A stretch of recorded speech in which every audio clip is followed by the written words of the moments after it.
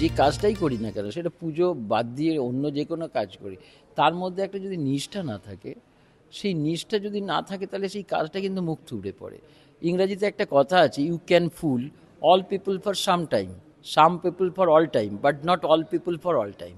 একদিন সে কিন্তু ধরা পড়বেই। আর সবথেকে বড় কথা, যার পুজো করছে তার সিসি ক্যামেরায় কিন্তু সেটা কোনোভাবেই ডিলিট করা যাবে না। তার অন্তরাত্মা একদিন জানান দেবে যে আমি কী ভুলটা করেছি। সেই জায়গা থেকেই কিন্তু সে একদিন কনফেস করবে এবং এই ট্রেনিং ক্যাম্পে আসবে।